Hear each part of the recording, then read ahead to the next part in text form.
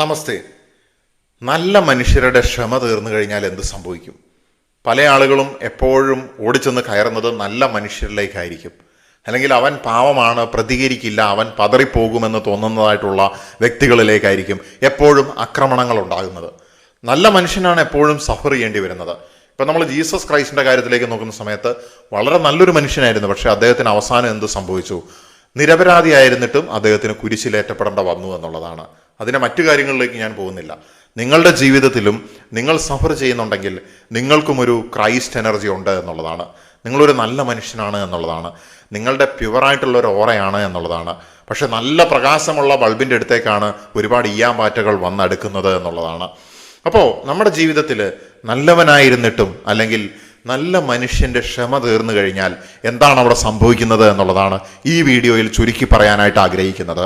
ഒന്നാമത്തെ കാര്യം എന്ന് പറയുന്നത് അവർ വാദം നിർത്തും എന്നുള്ളതാണ്. അവർ സംസാരിക്കുന്നത് നിർത്തും എന്നുള്ളതാണ്. എന്ന് വെച്ച് കഴിഞ്ഞാൽ ഒരുപാട് പറഞ്ഞവൻ പിന്നീട് മിണ്ടാതെ ആകുന്ന സമയത്ത് അവൻ സംസാരം നിർത്തി പ്രവൃത്തിയിലേക്ക് പോകുന്നു എന്നുള്ളതാണ് ഒന്നാമത്തെ ലക്ഷണം എന്ന് പറയുന്നത്. ആ പ്രവൃത്തി എന്ന് പറയുന്നത് ചിലപ്പോൾ എന്നേക്കുമായിട്ട് ഒരു ബന്ധത്തിനെ അവസാനിപ്പിക്കുന്നതായിരിക്കും, അല്ലെങ്കിൽ അതിൻ്റെ രീതിയിലുള്ള ഒരു ആക്ഷൻ എടുത്തുകൊണ്ട് മുന്നോട്ട് പോകുന്നതായിരിക്കും, അല്ലെങ്കിൽ കൃത്യമായിട്ടുള്ള ഒരു തീരുമാനം എടുത്തുകൊണ്ട് അടുത്ത സ്റ്റെപ്പിലേക്ക് മൂവ് ചെയ്യുന്നതായിരിക്കും.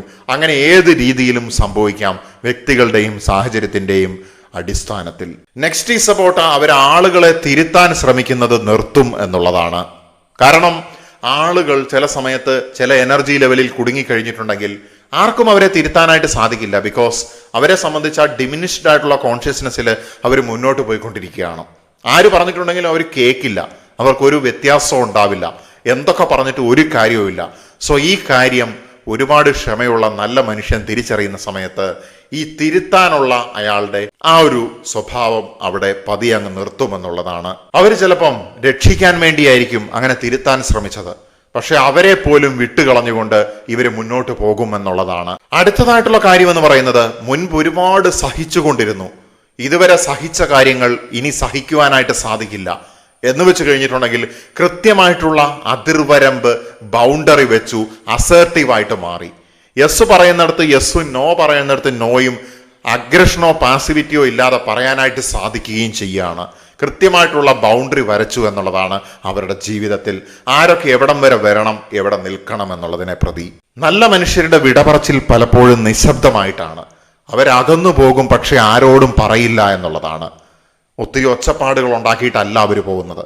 ഒച്ചപ്പാടുണ്ടാക്കുന്നത് എപ്പോഴും കൺവിൻസ് ചെയ്യേണ്ട ആളുകളാണ്, താനാണ് ശരിയെന്ന് സ്ഥാപിക്കാനായിട്ട് ആഗ്രഹിക്കുന്ന ആളുകളാണ്. പക്ഷെ നല്ല മനുഷ്യർ നിശബ്ദമായിട്ട് നടന്നകലുമെന്നുള്ളതാണ്. കാരണം അവർ വികാരത്തിൽ നിന്നല്ല ബോധത്തിൽ നിന്നാണ് പ്രവർത്തിക്കുന്നത് എന്നുള്ളതാണ്.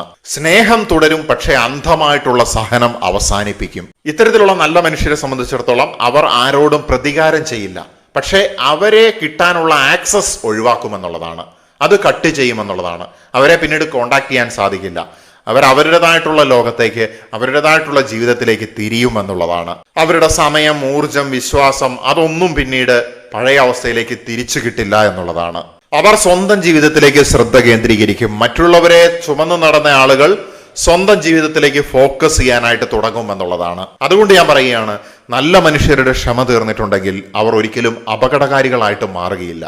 അതിനപ്പുറത്തേക്ക് ആക്സസ് കട്ട് ചെയ്യുകയാണ്.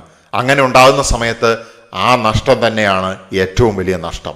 അവർ ലഭ്യമല്ലാതെ ഇരിക്കുന്ന അവസ്ഥയാണ് അവരെ ഉപദ്രവിച്ചവർ അല്ലെങ്കിൽ അവരെ ഉപയോഗിച്ചവർക്കുണ്ടാകുന്ന ഏറ്റവും വലിയ ലോസ് എന്ന് പറയുന്നത്. അതുകൊണ്ട് ഞാൻ പറയുകയാണ്, നിങ്ങളുടെ ജീവിതത്തിൽ ഇതുപോലുള്ള സാഹചര്യത്തിലൂടെ കടന്നു പോയിട്ടുണ്ടെങ്കിൽ you are a good soul എന്നുള്ളതാണ്.